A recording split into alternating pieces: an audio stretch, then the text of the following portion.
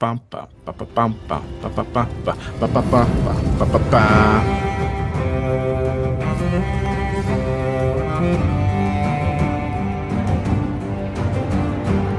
guys, welcome to But Why Though, the podcast, where we talk about the things in pop culture that people say matter and ask the question, but why though? So today is a super special crossover episode where we are going to be talking about Game of Thrones Season 7. As always, I'm your host, Kate, and I'm here with Adrian. Hey, how's it going? And our co-host this crossover, Swara Salih from the Beltway Banthas podcast. Hey guys, thank you so much for having me on, and I'm honored to be a guest co-host instead of just a guest. This is a real honor. Can you give us a quick rundown of Beltway Banthas for our listeners who may not know you? Absolutely. We are the Star Wars and Politics podcast covering all the intersection between Star Wars and politics. We talk about real-world politics through the lens of Star Wars. We talk about in-universe Star Wars politics using examples we have in the real world and virtually anything else in between. And I do it with my good friend, Stephen Kent. And we've been going on for about a year and a half now, and it's been a real wild ride. It's been fantastic. Yeah. You and Steven are awesome. For anyone who likes politics and or Star Wars, definitely check them out after you're done listening to this amazing recap that we're about to go through. Because I'm hyped. And I can say too that they are one of the reasons I started listening to podcasts. So I'm a little bit fangirl in meeting Swara. Guys, I'm blushing so much right now. I'm like, y'all are too kind. Thank you so much. And I just want to say, I love But Why Though. I think you guys have fantastic discussions. Two of my favorite episodes of yours were discussing Wonder Woman and Spider-Man Homecoming. I think that there were some really great, insightful takes from all of y'all, and you also do a really fantastic job. Yeah, I'm getting a really big anime blush now.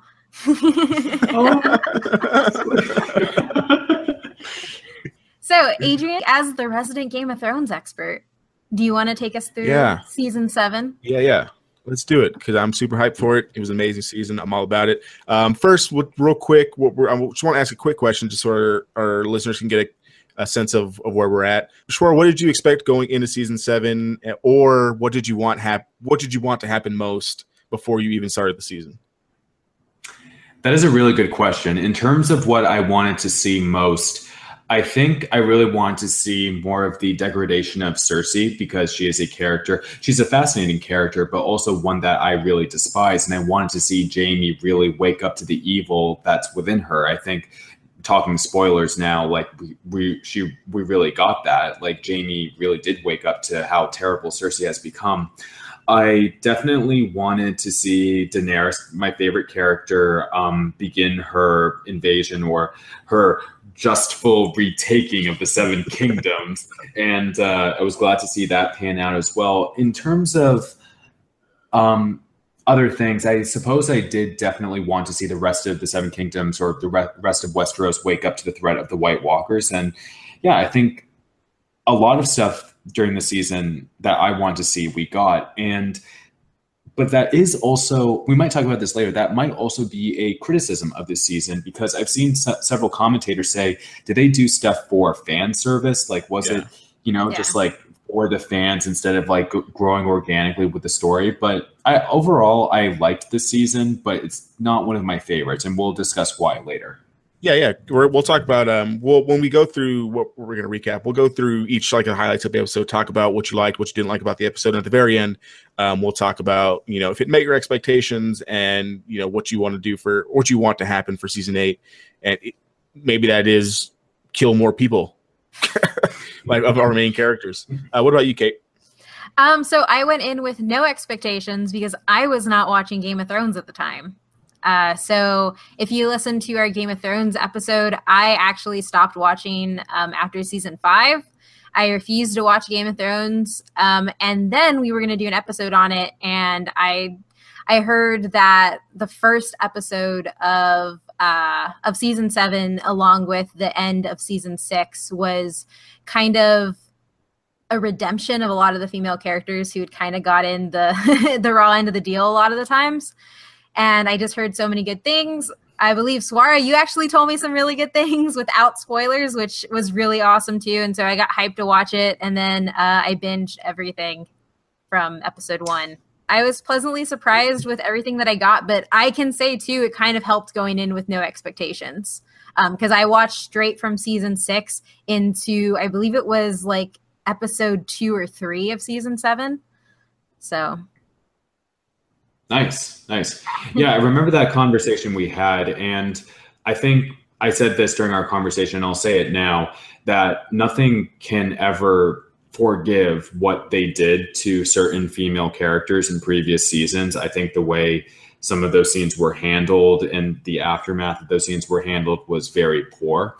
But, as we said in our conversation, it is nice to see how the female characters have really stepped up to be fully the main players and really driving the plot forward. So that is at least nice to see. Yeah, and I think for me too, like I'm now looking at Game of Thrones, and what this season has kind of taught me, or like solidified in my mind, is that the same way you have seasons where you have a character story arc, something happens to them, then they build from that, like that's one season. That's how the entirety of every season is for Game of Thrones. It's one long story, and if you look at it as one long character arc, I personally was really personally triggered through a lot of like the brutalization that happened to some of these female characters, but stepping back from it, like the way they were handled wasn't great, but it does fit into the overarching narrative, and I'm sucked right back into the world of Westeros again. And happy to be there. So I'm glad to hear it. Yeah. as am I. For me, my expectations, just because I've been watching it since season 1, season 2, so my expectations of the show just go up every single season. So I expected a lot, especially with only 7 episodes. I expected them to just dump their budget into 7 episodes and eliminate a lot of filler stuff, which I never really minded the filler. I mean, my favorite show is Dragon Ball Z, and I love anime. Like, filler doesn't bother me at all. And this show really shows that those filler. I'm doing scare quotes, like those filler episodes have payoffs later on in the show. So like everything kind of has like a purpose in the show, at least from when I'm watching. What did I want to happen? I needed Dany and Jon to get it on. Yes. I needed that. So like by virtue, I needed that. Yeah, I needed them to confirm R plus L equals J, which they do. So that was my big thing, and I needed more White Walker stuff to happen in the show. It's a little. Yeah, we'll talk about if I got everything I wanted a little bit later on. My second question, which you kind of already answered a little bit. Favorite characters. My favorite character is Jon. I love Jon. That's my dude. And favorite character going in and favorite character going out of season 7 is still Jon. The dude is just solid and straightforward throughout. And characters I don't like at the start and still don't like is still Bran. I still hate Bran. This season didn't make me do nothing for me to like Bran throughout the entire season. Characters you don't like, Swara? Yeah, honestly, I have to agree with you strongly there about Bran. I did really like his story in the past couple of seasons, because I liked it in conjunction with Hodor, with those siblings he was traveling with. I liked, his journey to get to the Three-Eyed Raven, but coming out of that, he's just become a pretentious, know-it-all brat, exactly, who just doesn't seem to be really actively helpful. He just seems to be now more like a robot, because I forget who said this exactly. It might have been, I think it was someone on Collider, maybe John Roca, who said that Bran is not a character anymore. He's a plot device. He's just there to expose information. And that's honestly not compelling. Yeah. Or make Bran, trauma. We'll get there. We'll get there, I promise. Sorry. I said, or make characters relive their trauma. That was so stupid. That was dude, this is your sister. You do not remind your sister of stuff like that. That is, it's just wildly insensitive, I feel. Yeah. We'll get there when we go through the episodes. That was definitely one of the big points. I couldn't contain it. Yeah. It's okay, Kate. But I will say that another character I really didn't like this season, and I'm really glad to see his comeuppance, was Littlefinger, because he was just like, I liked him in previous seasons. I thought he was a really great master manipulator and someone who, even though he was basically evil at trying to get everything for himself, was still inspirational in how he was able to, wrangle his way towards the top. Chaos is a ladder. He kind of reminds me of my favorite villain of all time, Emperor Palpatine, in that regard.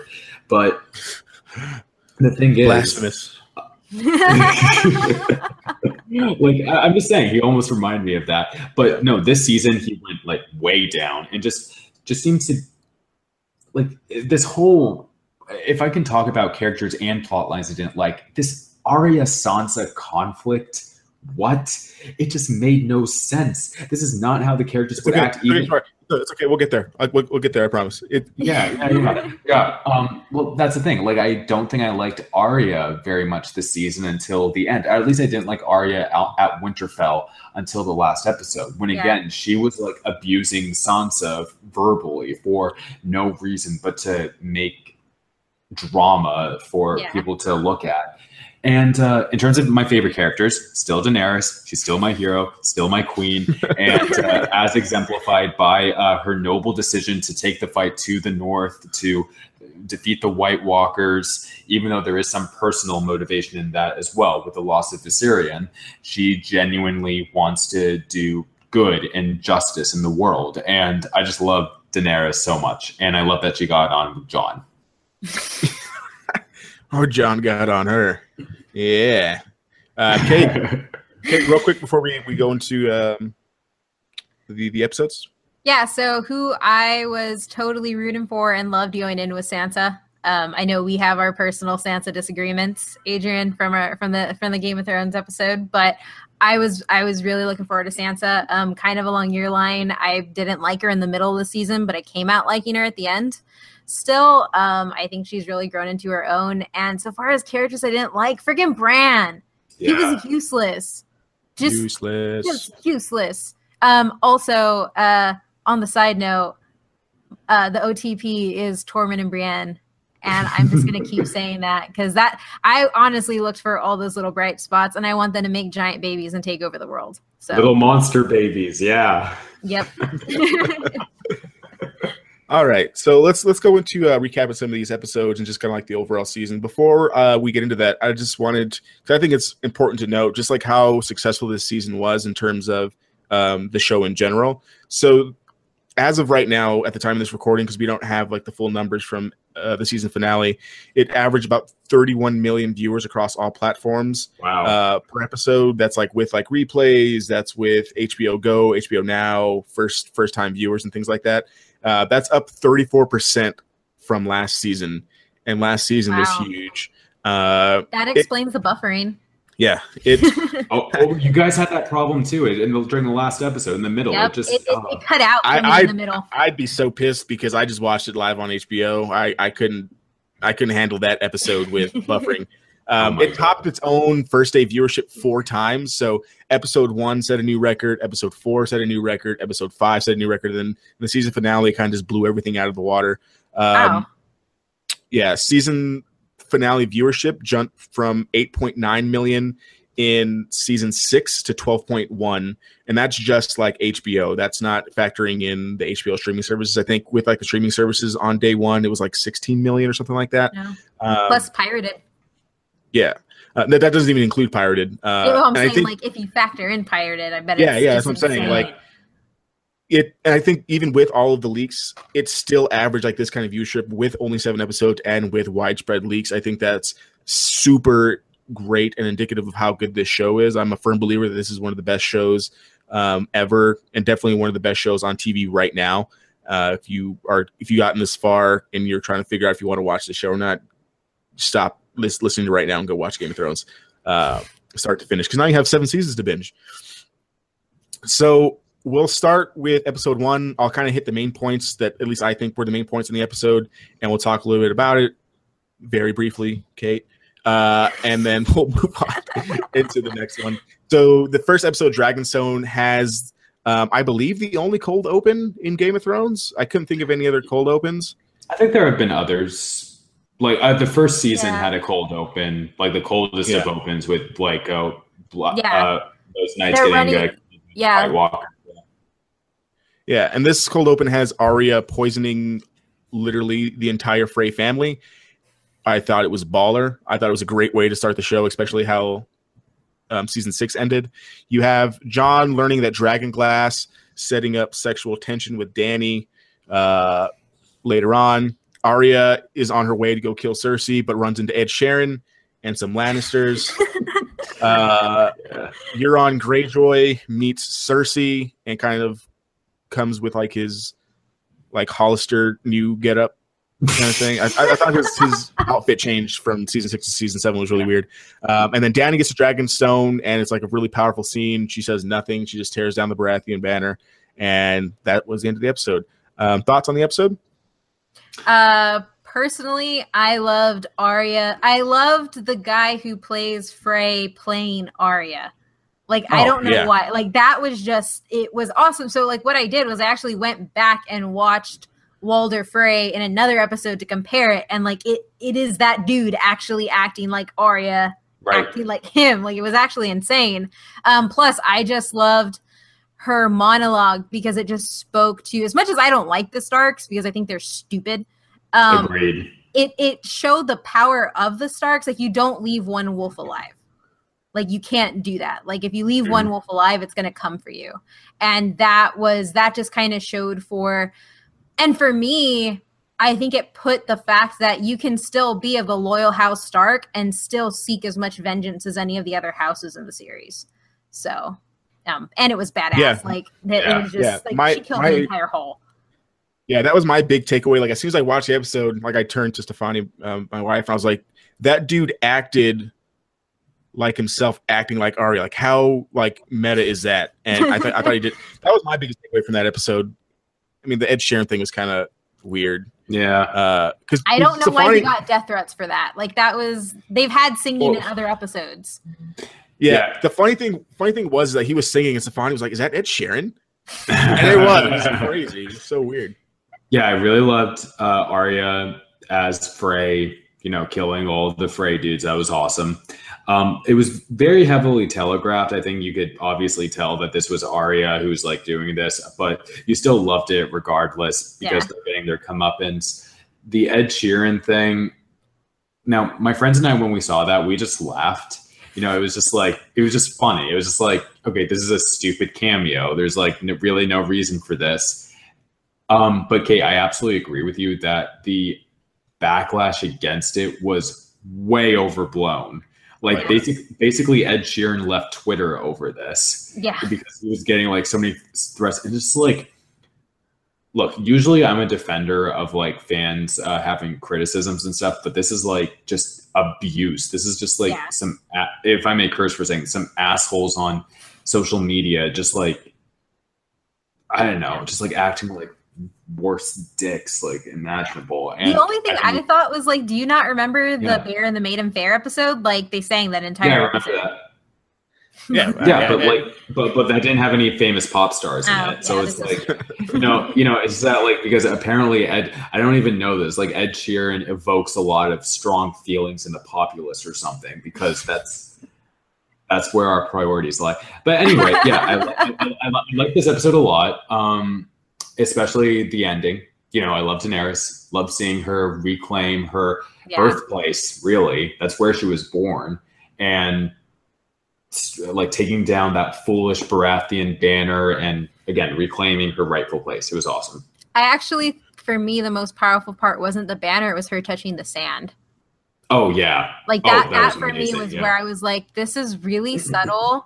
And it technically isn't the largest part of this, but that's the part that like I really like. Like Emilia Clarke can act the hell out of any scene without even talking. Like, that much I can say. In Game of Thrones. In Game of Thrones, not not Terminator Genesis. Yeah, I love you, Terminator Emilia. Genesis. Gosh. All right. So we'll move on from there. We'll go to episode 2, Stormborn. So Dany listens to Tyrion and basically splits up her forces to not go just destroy King's Landing like some of her people want her to do. So she sends forces in different directions, and it turns out to kind of be a bad decision because she gets outplayed later in the episode, primarily with Euron Greyjoy intercepting Yara's fleets and basically destroying everything. And we find out that Euron is a thug and not to be trifled with, as he just wrecks people. And the Sand Snakes get destroyed. Mama Sand Snake and Daughter Sand Snake get taken. And then we get a return of Reek because he kind of bounces out. Then we go back to Dragonstone, and Grey Worm and Melisandre get it on. And I thought it was fine, but that scene was just like ridiculously too long. Like, I loved it. That was so long. Like, you give me that. I think in context, it was so long because you can only give me like 2 seconds of Dany and Jon smashing, but you give me like 5 minutes of Grey Worm. So my defense of that is getting it on. There have been very few sex scenes in this show that have been just about love.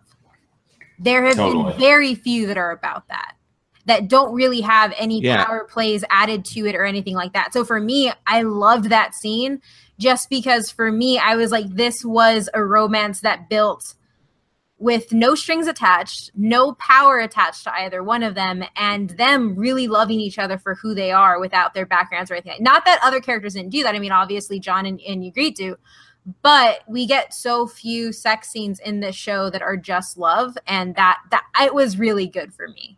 I loved it. That's a fair point. Yeah, I really liked it too. I think that it was, like Kate said, it was very sincere. It was just about their personal love, and again, no strings attached. But I will say, I am still so confused about Grey Worm and his anatomy. Yes, I just don't understand. I don't think we'll ever know. He knows though. It is known to her. It is known. And then you have, and then we find out in the last episode that Jorah is somehow made it all the way to Old Town very, very quickly. And like everything else in the episode in the series or season. Sam decides that he's going to help him get his grayscale away. And then you get one of my favorite transitions in like almost all of TV when he sticks into Jorah, and it directly transitions into like the hot pie scene. Yeah. That was really good and really freaky. So good. I love that scene so much. That just like freaked me out so much. Yeah. Oh God bless anyone who's eating during that scene. Yeah, right. And then we wrap up that episode with Jon heading to Dragonstone at the, bequest or whatever the word is, behest of basically everybody else in Winterfell. But Jon's just like, I'm going, leave me alone. Sansa's like, oh, well, you're just going to leave? Like, oh, well, you're going to be Lady of Winterfell. And then she stops talking. Yeah. And that was that episode. It was, and you get Lyanna just putting everybody in their place too, again, because she's awesome. No, we disagree completely on this point. I thought her advice was terrible and completely selfish, and we see later on that in the next episode that it was. Well, I didn't say Olenna. I said Lyanna. Lyanna.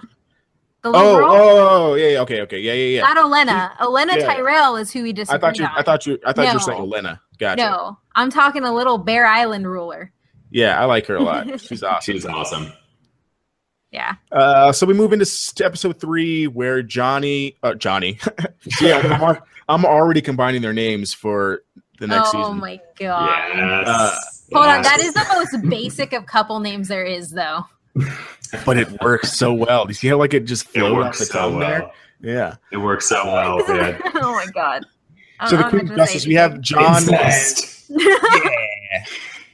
Jon and Danley finally meet, and she immediately goes to the bend the knee, which becomes basically a meme through the rest of the seasons. Bran finally makes it back to Winterfell and immediately makes it weird and cringy, talking about Sansa's rape. Like, we'll talk about when I'm done recapping the episode. Cersei then, with the Sand Snakes return to Cersei, Cersei poisons the daughter and makes the mom watch. Then the outplays continue when Jaime attacks Highgarden and Euron Greyjoy's ships destroy the Unsullied ships while they're at Castle Rock. So complete outplay by the Lannisters against Dany and her people. Thoughts on the episode? Go ahead, Swara. Thanks. Like this episode in particular, I really liked. except for like we mentioned before, the Bran stuff, because Bran's the worst. Yeah, this is the episode where Olenna dies, right? Mm-hmm. Yeah, like, I mean, it's like she's one of my favorite characters in the entire show, and just what a way to go out. What a way to stick it to the Lannisters, to ultimately have that satisfying revenge, to have tricked them from brutally torturing her to death. Just give her a peaceful, like, poison to die with. Give her a nice old lady death. Exactly. They gave her a nice old lady death. And she's just like, I want Cersei to know it was me. And as we see later, Jaime does tell Cersei, and I'm sure it like completely wrecks her, knowing that like she lost her chance for revenge. Yeah. Like to I think for Olenna, you know, like she said it last season that like she wasn't looking for justice, she was looking for revenge against Cersei, or she wasn't looking for survival. She was looking for revenge, and ultimately I think she got it. You know, and I think like she was able to empower Daenerys as well for the future to fight against Cersei as well. So I really love that. I think for me in this episode, other than Bran, and I guess like real quick, I guess going into the Ilaria torture scene, or it's not even a torture scene. It's like just the thought of what she's going to go through. I thought the Sand Snakes with the death of all of them were really underutilized, and it made me really mad, because they were just complete punks when they fought. And I just know, like, they're supposed to be the most trained fighters in all of Dorne, and they're crap. I mean, sorry if I can interrupt for a second. This is part of what I'm talking about with this fan servicey aspect of the season, because the most hated aspect of previous seasons was Dorne. And they basically said, okay, you know what? We're just going to kill them. We're just going to like get them captured and have them be killed, because we know the fans don't like it. That's what it really felt like to me. Yeah, I could see that. I do think, though, the way she does torture Ilaria by killing her daughter the same way she killed Marcella, and then just saying, okay, now we're going to feed you, we're going to water you, we're going to sit here and watch your daughter rot.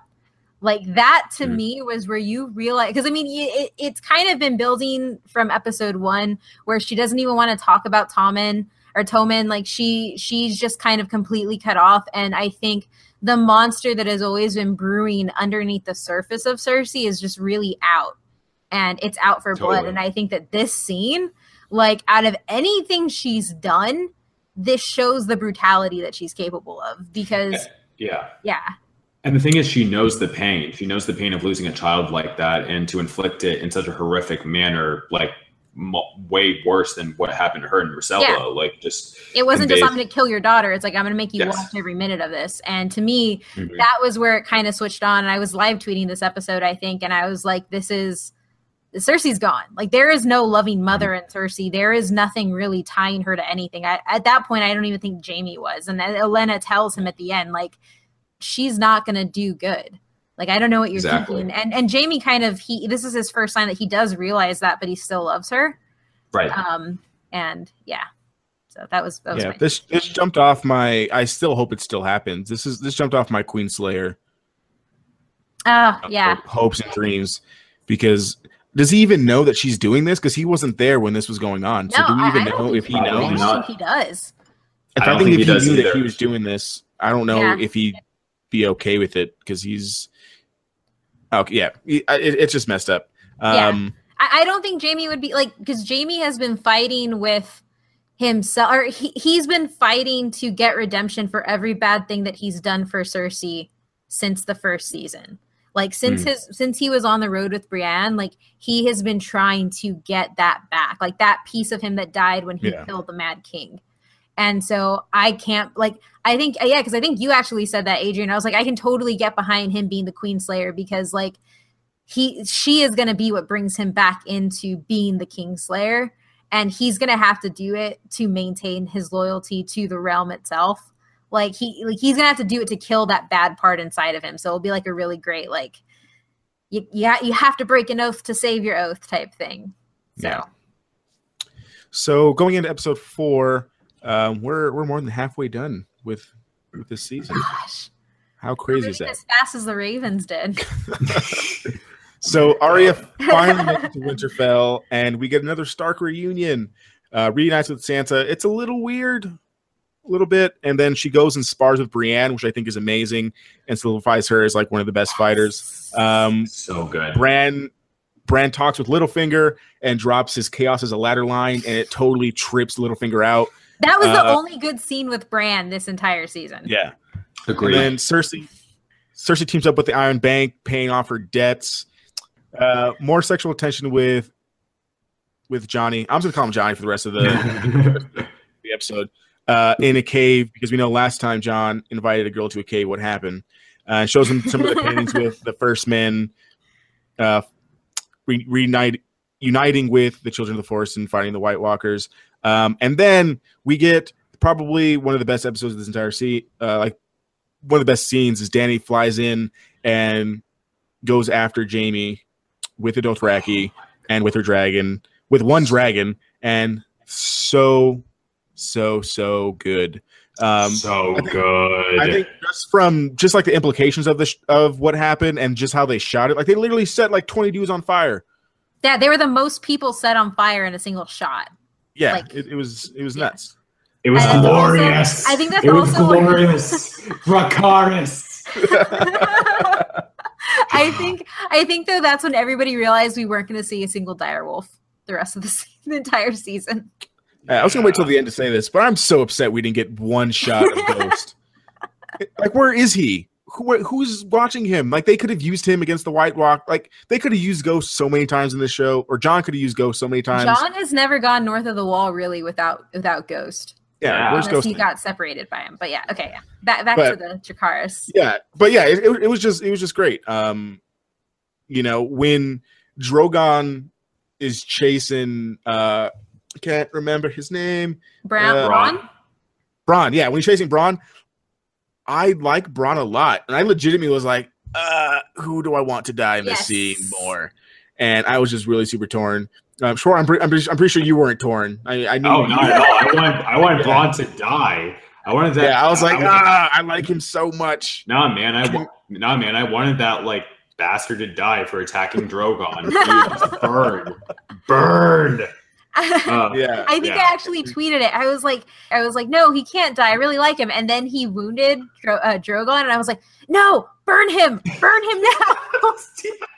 But I agree with you. I really love him as a character. But the moment, like, I see, like, so a little bit into my psyche, I see every animal as pretty much puppies. So I saw Drogon as a wounded giant puppy at that moment, and I just got very mad. Yes. I wasn't as torn because, like, Dany, like, you're going to run straight at this giant thing that shoots a giant spear. Did you learn nothing from any fighting you've ever watched? Like, you don't go just straight, go zigzag. Well, no, but I think this is what points me. So I actually had some problems when she first met Jon. I think it was an episode before. She sounded, you can tell that Dany is used to being one of the most intelligent people in the room. And I don't think she was used to having people who know the same stuff she does. Because up until this point, she was the only person in Essos and, in the southern area that knew the histories of the kings and knew all these things that she could claim. Granted, she backed it up with force, and she has been through a lot. Like, I'm not taking it away from her. Like, her comeback, she's like, I've been through stuff too. Like, that was awesome. But I don't think she knows how to handle that. And I think the fact that she did go straight at Bran showed that she has this idea of invincibility, and she hasn't had to confront not being invincible. Because up until this point, she has been the strongest person. And she technically still is. I mean, 3 dragons, come on. But it's also like that ego is also what got Drogon like shot. I think that's a really good point in terms of like Dany's arc this season, because she does come to Westeros feeling invincible and feeling that with her council, with her dragons, with her army, she can take it over. But she comes against certain roadblocks, and she understands the situation is much more complex than she initially thought it would be. And she is, as I think we'll see throughout the rest of the season, really humbled as well.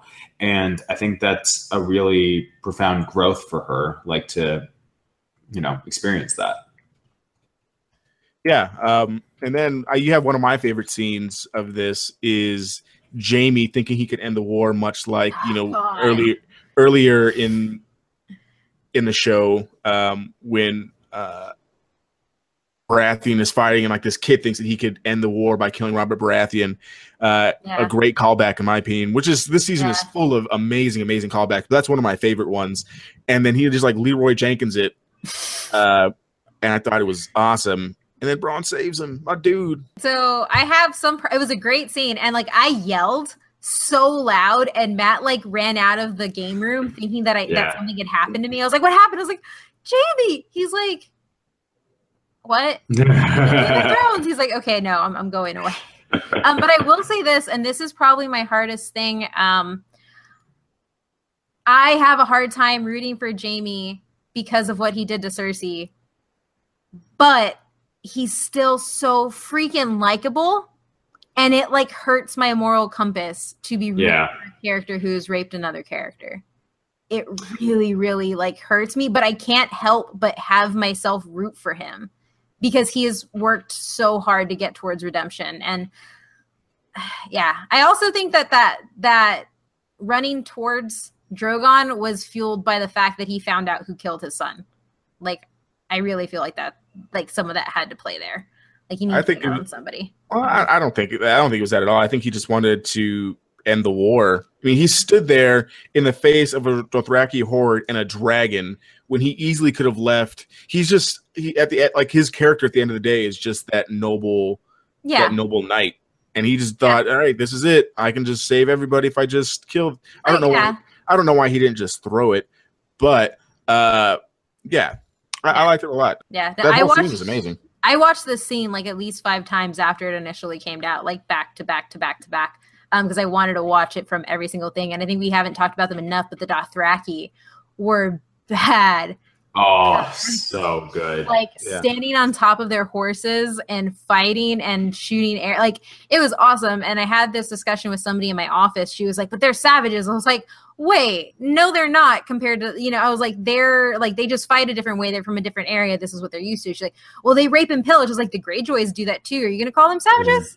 That's the entire way the Greyjoys make their line. Like that's how every war in Westeros is fought, basically. Honestly. Exactly. And so like my whole thing was you're actually getting to see these two styles hit each other. And for me, having studied a lot of like the political price of wars and like who's willing to pay those prices, like for me, this just really showed that like the Westerosi armies aren't going to be able to win because the Dothrakis fight a lot in the same way that that like they're two completely different styles of fighting. One of them is just fighting to win without care for their life, and the other one is like trying to maintain this rank and file, and it doesn't work. Yeah. And before we move on from this episode, Tyrion in this episode is, I think, all of us when we're, at least Tyrion was me when I was watching that episode. So I was like, there's so many likable people in this episode, and I don't want any of them to die. And I don't think Tyrion didn't either, obviously. So I love his vantage point from the battle for sure. Yeah, like without even him talking, like my heart hurt for him. Yeah. So bad because he's literally watching the only person in his family who's ever loved him almost dying to his queen that he's sworn to protect. Yeah, those are his people. Those are the Lannisters. Like this is people from Castle Rock that he's probably known forever. And he's watching them get burned alive savagely. Yeah, I totally feel for Tyrion too, but I gotta tell you guys, it's like, for me, this is what the show has done to me. Like, I do care about these characters. I do care about their emotions and what they're going through, but I still like want certain primary things. I want Daenerys to take over, and I'm just gonna like, I'll be thinking in my head, oh yeah, Tyrion, that's awful for you, but you're serving a greater cause. Like, this is what this show has done to me. It's just made me like just want things at any cost because we've seen such incredible moral depravity from basically everyone from the first episode. And I'm just like at the point where even if Daenerys went evil, honestly, I would still support her because I still want like her to take over everything. I just want Daenerys Targaryen to rule everything. Can you just please go burn down the Red Keep now, Danny? Exactly. Just do that. Just do that. I would love that. Thank you. It wouldn't necessarily be the most politically smart thing, but the fan in me who loves dragons, who loves these majestic beasts, like taking over and roaming the land. Like, guys, I care more about dragons than people. Okay, like that's okay. I cared more about the direwolf deaths than I did the people deaths. So there you go. There you go. Like, this Which is is what the show why has done to us. where is Ghost? I need more Ghost. He's important. When John was dead on the table, who was the only one there? Ghost. Okay, Exactly. sorry. So we'll move on to episode 5, Eastwatch. So it starts off with Dany burning Randall and Dickon Tarly in front of the rest of the armies that are left after the battle and makes everybody else bend the knee. Back in Dragonstone, they come up with the idea to capture a right from north of the wall and bring it back to Cersei to kind of make her see, like, hey, chill out. Let's go kill stuff that matters more at this point. Davos, one of my favorite characters, the Onion Knight, smuggles Tyrion into the castle. Tyrion gets a nice little reunion with Bran, and they meet up with Jaime. And as they're leaving, we get Gendry back, the running meme from like season 3. Like, where did he go? Recognized. Yeah, Gendry's finally back. He has a hammer. He's enabling his dad's stuff. We get a nice little scene with him and Jon Snow. Like, our fathers trusted each other, but no, they really didn't. Then you get to like the game with Arya and Littlefinger and all that stuff with the finding the letter. But like, oh no, Littlefinger wanted you to find the letter. And then at the end of the episode, you have the squad, as I like to call them.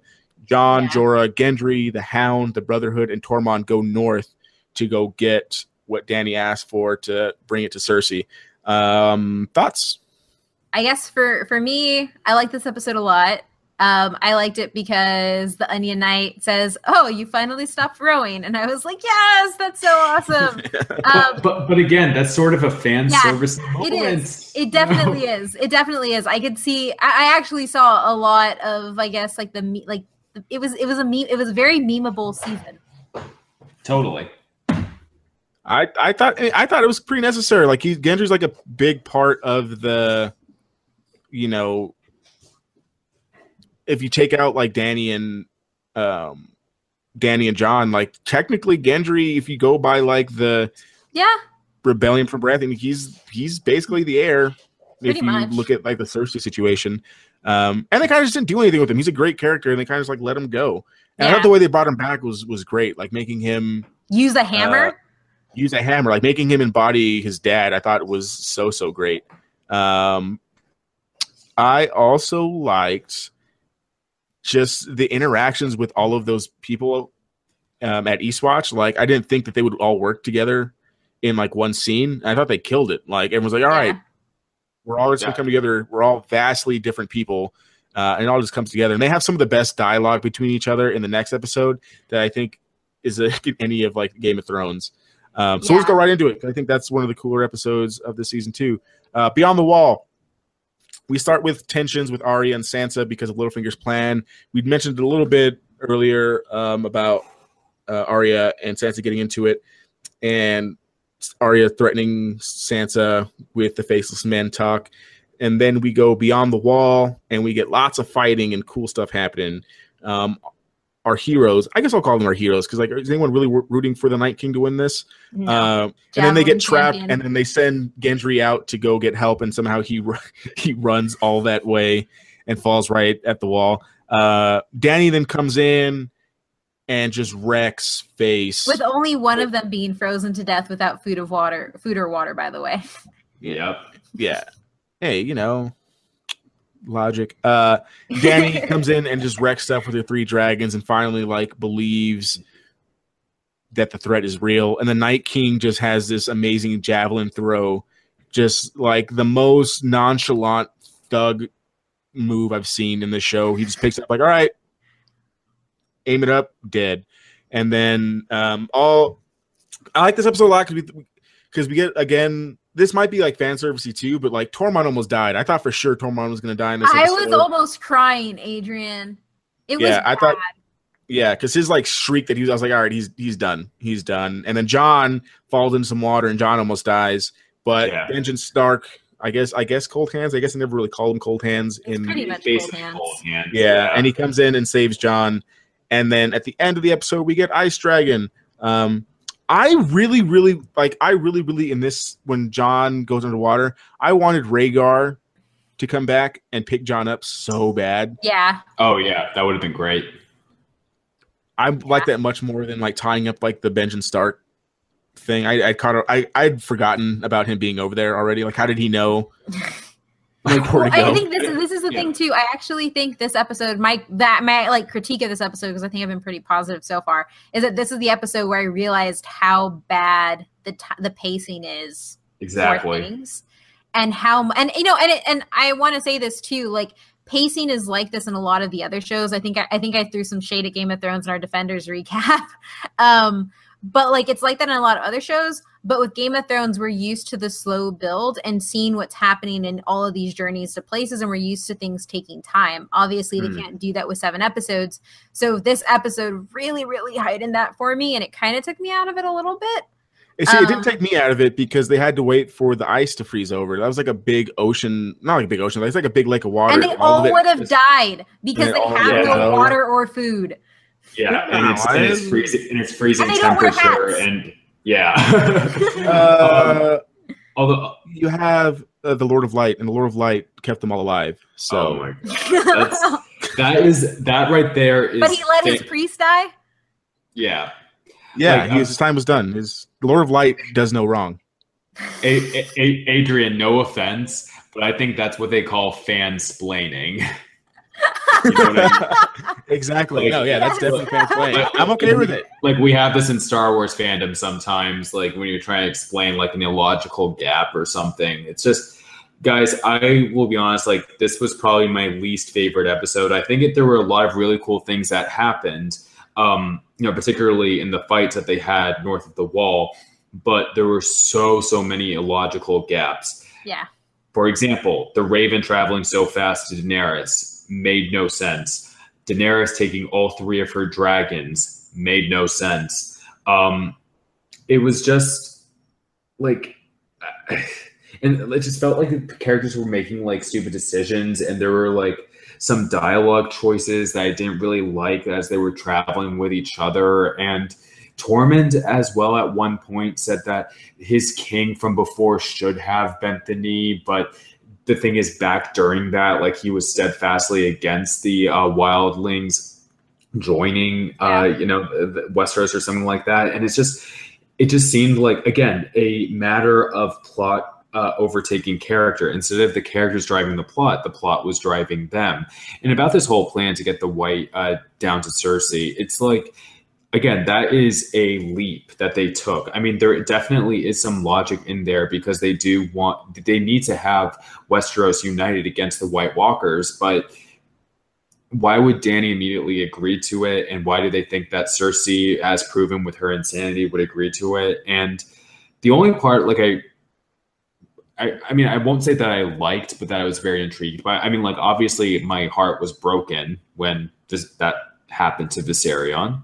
He was such a wonderful, noble dragon. And like, but the thing is, I'm actually kind of grateful that the Night King brought him back. I mean, I know that he's undead, that he's technically not Viserion anymore, but dragons are magical creatures. So maybe there's some way to bring it back. I'm desperately grasping at straws here, trying to get Daenerys her baby back. And I just want 3 dragon riders. I want Tyrion, Jon, and Dany to jump on some dragons. That's same here.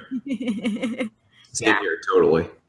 But yeah, like, again, this was just in terms of how not cohesive as a narrative this episode was. I just didn't really like it that much. I will say this, like, I think some of the banter was forced, but I also really liked the banter because it involved my precious cinnamon bun Tormund, and he's my baby, and I will protect him with my life. I just want to hear Tormund, like, talking about his crush and writing Mr. of Tarth in the snow over and over again to, like, his free folk friends. Oh my God. That's just what I want in my life. But I also think for me, I had actually, so I talk a lot with the Sipping Sisters podcast. They're also pop culture podcast.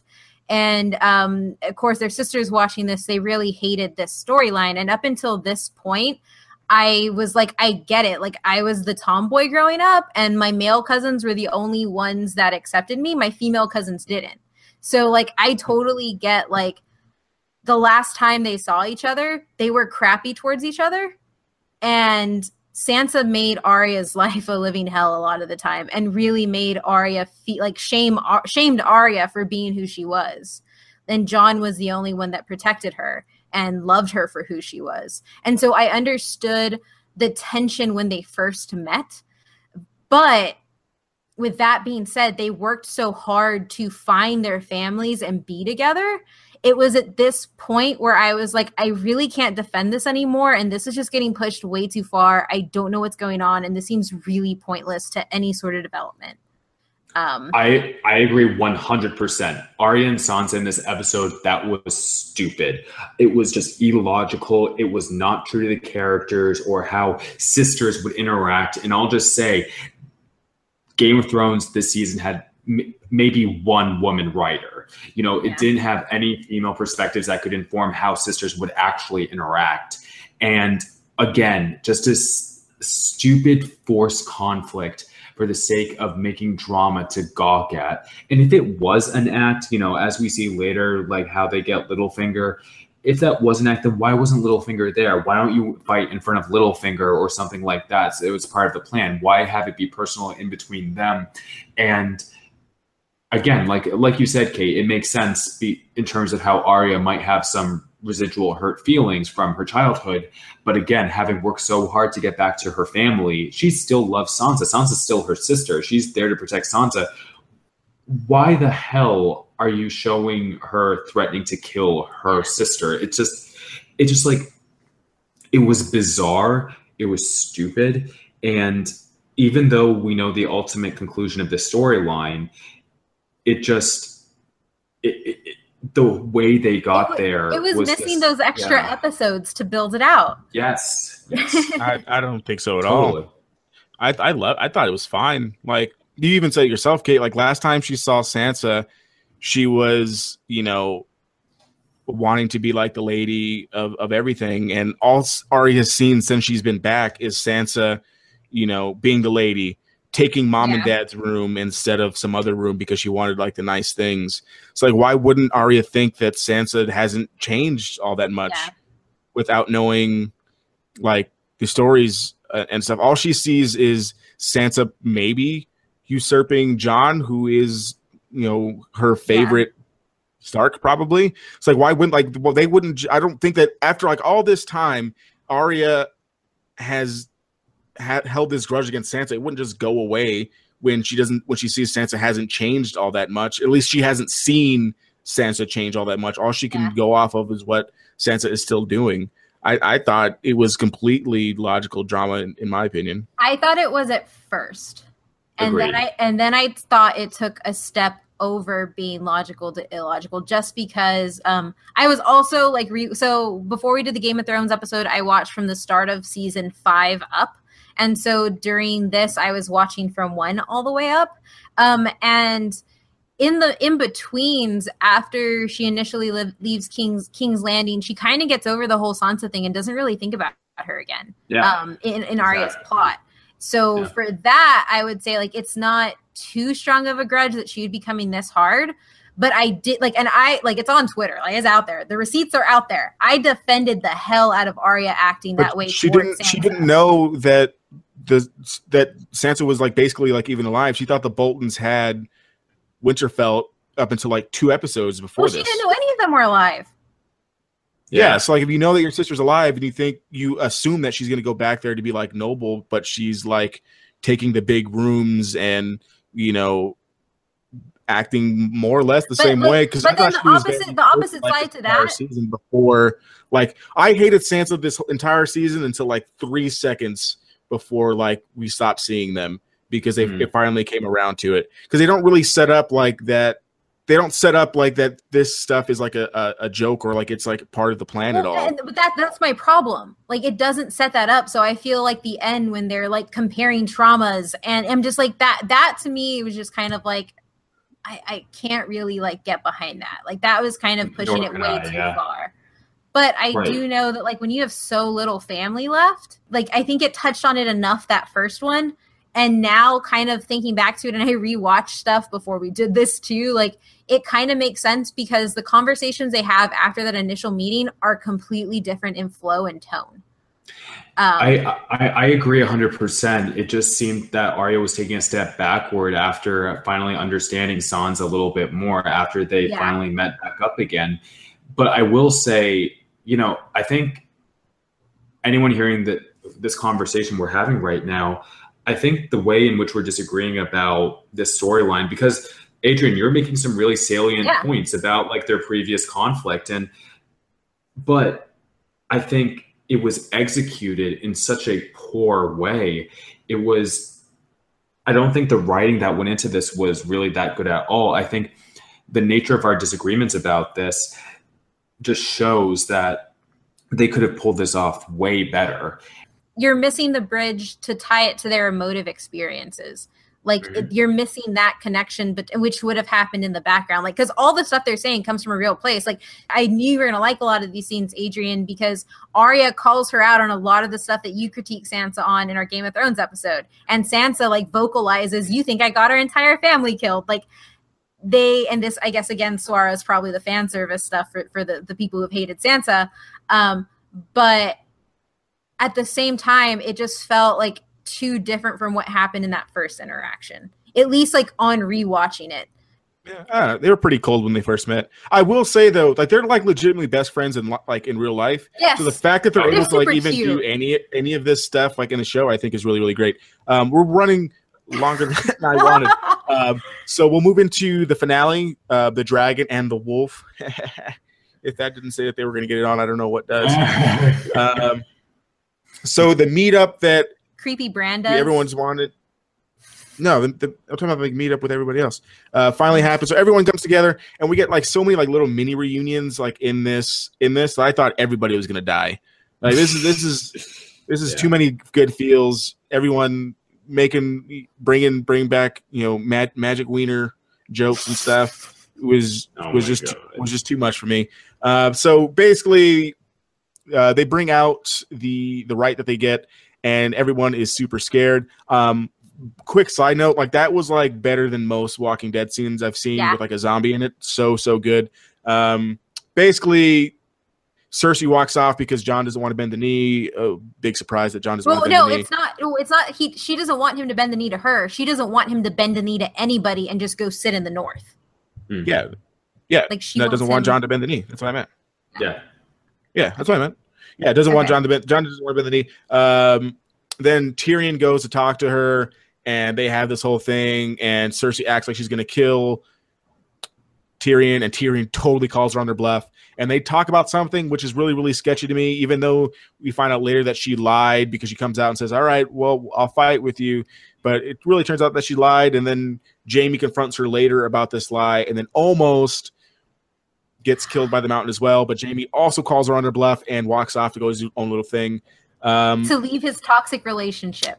Yeah. That is what he did. Go Jaime. Go Jaime. Yeah, go Jaime. Then you have Rip Littlefinger. For this whole episode, I was like, Sansa, what are you doing? Sansa, what are you doing? And then real quick, Arya chops up Littlefinger, which is great. And I think this is a great moment to say you don't mess with the Starks, because as stupid as they are, they will come together and kill you if you leave one alive. They've been saying that since episode 1. If you don't kill all the Starks, you have a problem. Theon fights for the right to go save Yara with the other remaining Greyjoys by like unceremoniously withstanding like 3 shots to the groin because he doesn't have any of that stuff anymore. Which I don't understand, because he was kicked so hard. Like you would still feel something. Adrenaline. Sorry, I don't know. it bugs me. I don't know. I think I don't want to imagine like feeling that, but I know it definitely wouldn't be as bad. Another anatomy question. Like,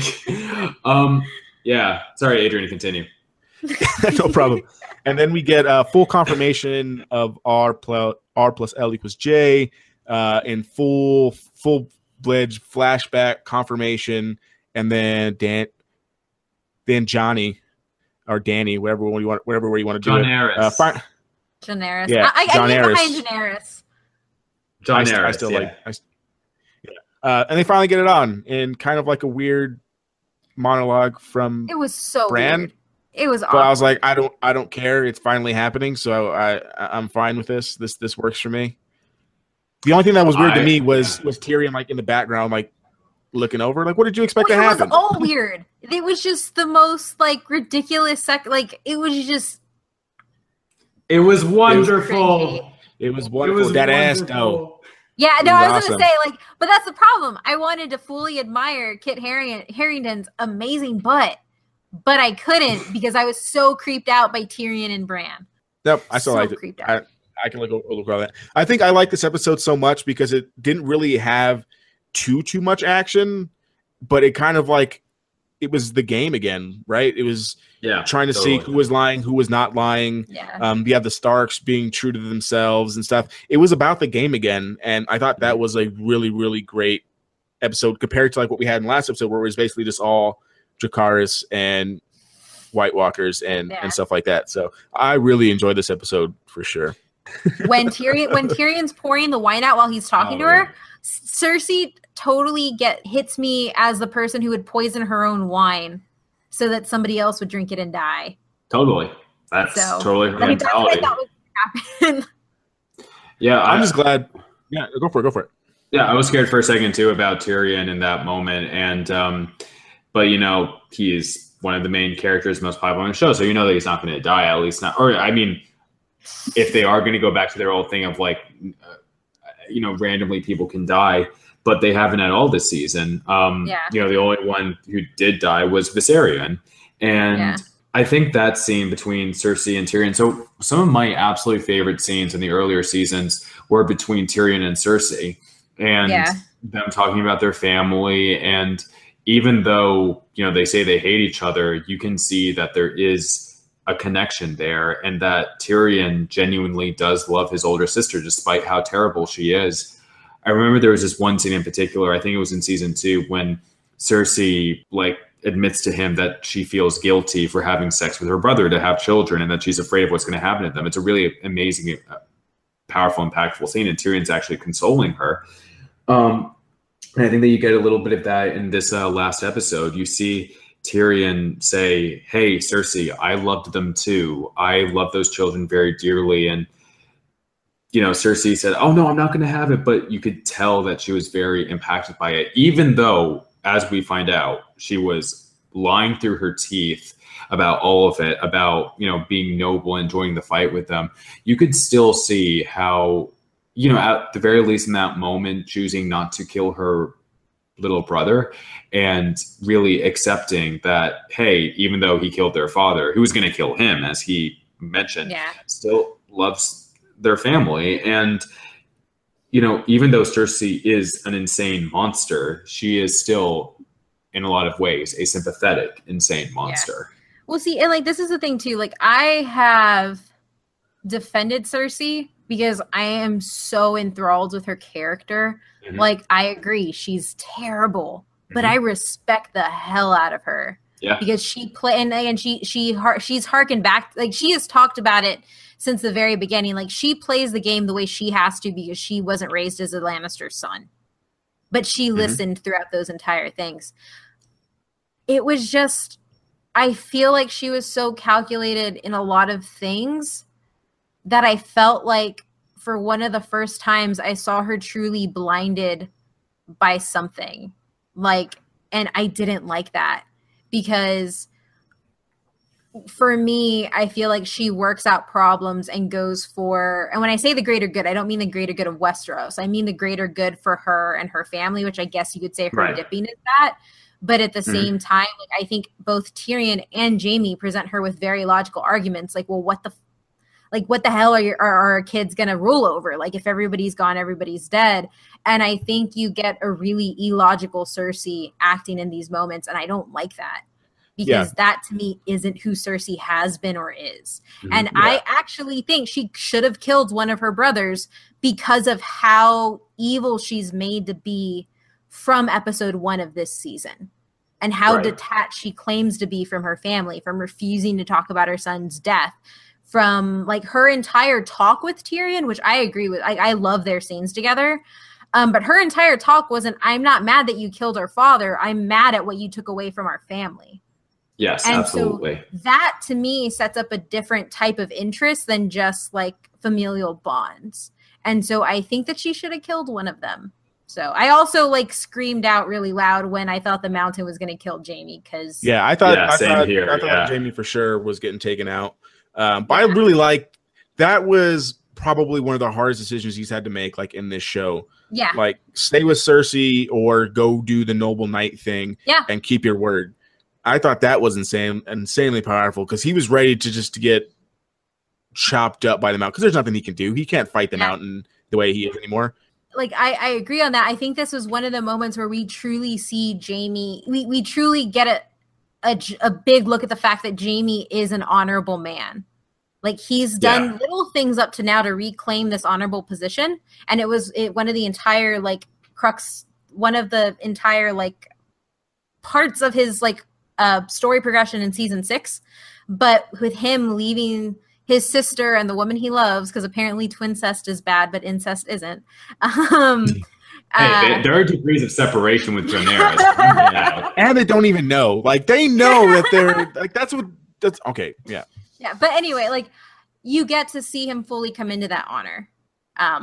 So, yeah. And also, Bran is reaffirmed to me as being a shitty character and a shitty three-eyed raven. Who's at the door? It's Sam. Really? You're supposed to know everything. Why are you asking who's at the door? Like, it's obvious, like, you should know that. Or, he's a sand, not a snow. Well, actually, he's a Targaryen. He's actually a Targaryen. Exactly. It's like, how do you not know that? So I'm going to port myself back into a scene that I was in before that I never thought about going back to with my dad to find out what was said when it was obvious. Like, Yeah. He's just a bit qualified. I got everything. I really did get everything I wanted out of this episode, except for Clegane Bowl.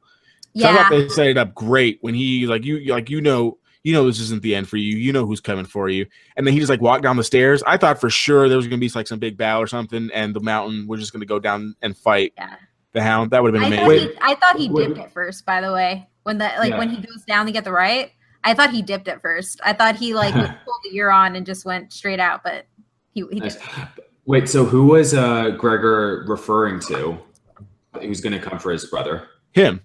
The gotcha. Hound. Gotcha. The Hound will be coming for him. Okay, very cool. Very cool.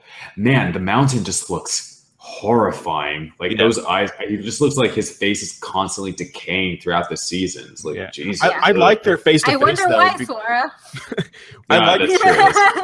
I like their face to face though, because for like as long as Cersei's been in King's Landing, like since the Hound's been there, the Mountain just towers over everybody. Yeah, literally everybody. But we see him face to face with the Hound. You're like, oh well, the Hound's a pretty big dude, pretty big guy too. Like that would be a fun fight, and I would love to see it. I hope they do it next season. Oh, by the way, proud parents of Arya Stark, Hound and Brienne talking about her.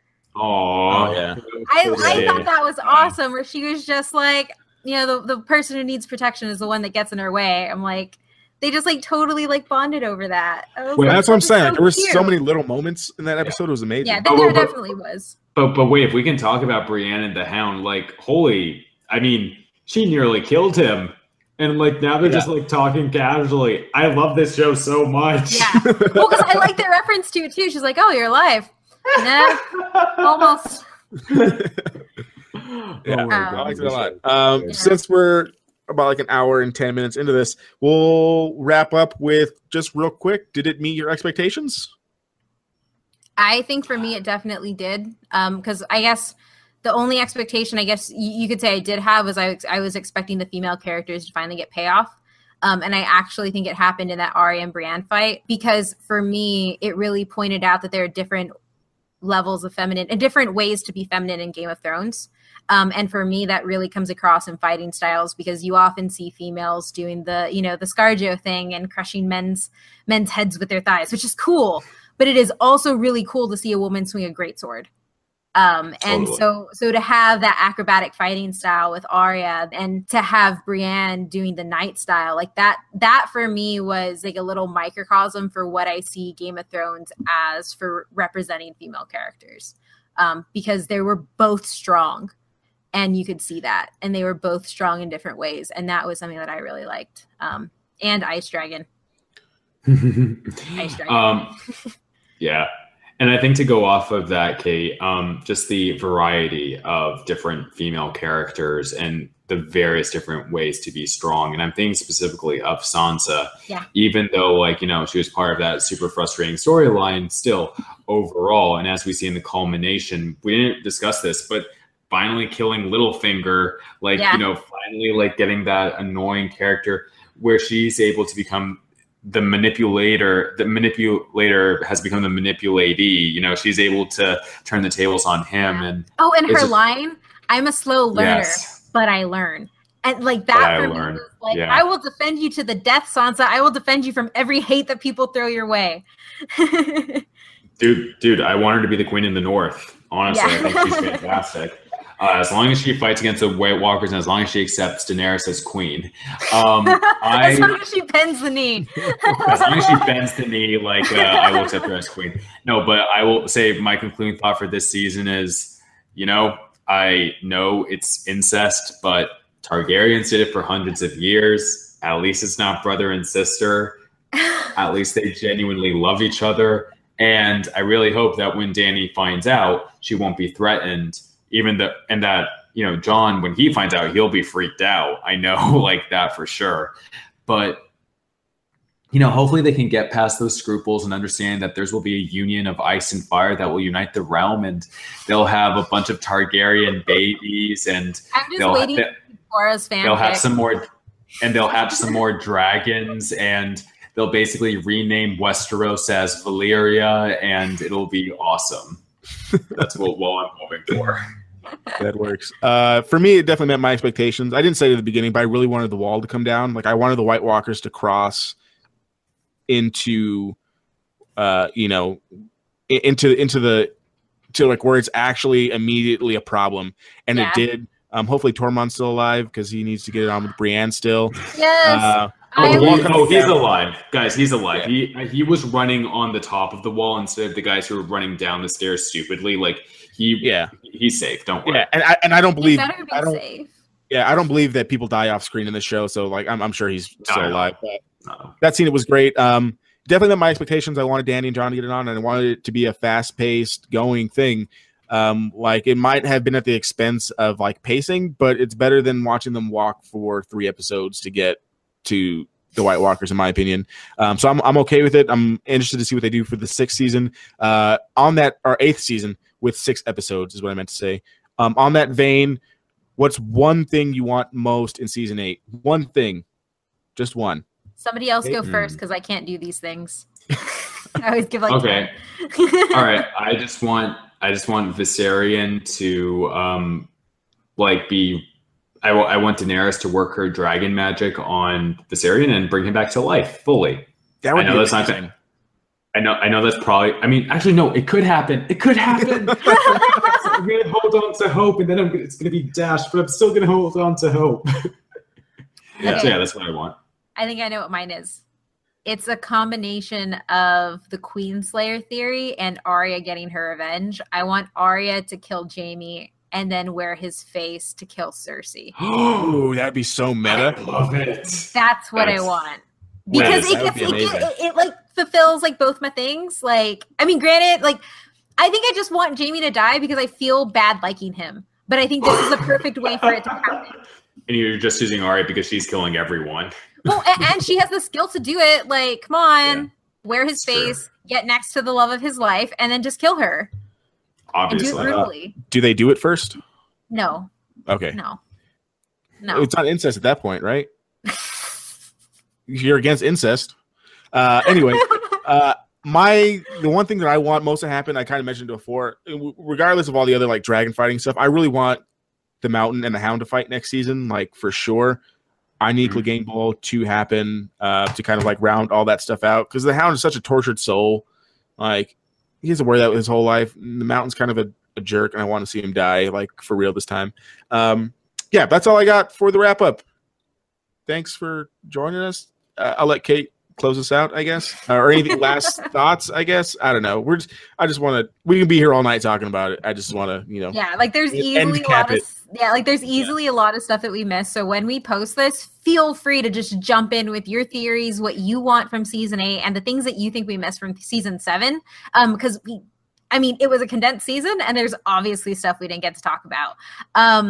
Swara, thank you so much for coming on. Like, it has been a blast and a joy, and thank you for brightening up the day or night, because it's really late right now. Yeah, it's late, and I got to get to my local Target for Force Friday. Yeah. Thank you guys. Thank you all so much for having me on. This was a real blast, and I really loved talking to you outside of Twitter. Like, now we can actually hear each other's voices. This is awesome. Yep. Well, why don't you tell our fans where to find you? That way they can, listen to your voice a little bit more. Yeah, exactly. Well, you can listen to my sultry voice on. No, I'm not going to say that. Y'all can listen to me on Beltway Banthas. We're on iTunes. I host it with my good friend Stephen Kent. We cover all things in the intersection of politics and Star Wars. You can follow me on Twitter at Swara Salih 1. That's SWARASALIH1. You can follow Beltway Banthas at Beltway Banthas. And if you're interested in another aspect of Star Wars nerddom, I have a Facebook group called Sounds from a Galaxy Far, Far Away. We discuss all things John Williams, Michael Giacchino, and other aspects of Star Wars music. So if you want to join, come and send a request and I'll add you on. And those are all my plugs. Well, once again, thank you so much. And I'm happy to geek out here with two of the people that I always at all the time for this Game of Thrones things. Because, come on. Also, everybody out there must know that Swara literally only responded to anything I put as Game of Thrones with the Dracarys. That was it. Dracarys. I want Daenerys to burn and rule everything. I'm going to put a little Tyrion, but what's she going to rule if it's all burnt? She's going to rule. That's all that matters. So as usual, you can find me on Twitter and Instagram at ohmymythrandir. How about you, Adrian? Yep, you can find me on Twitter at superreese93, SUPERRUIZ93. And make sure to drop Swara and Beltway some follows, guys. Have a great night, and winter is finally here. The night is dark and full of terrors. And full of spoilers. We probably should have said that in the beginning. What music do you want to go out to, Shard? We let our guests pick our outro music. Boys of Summer, I guess. I don't know.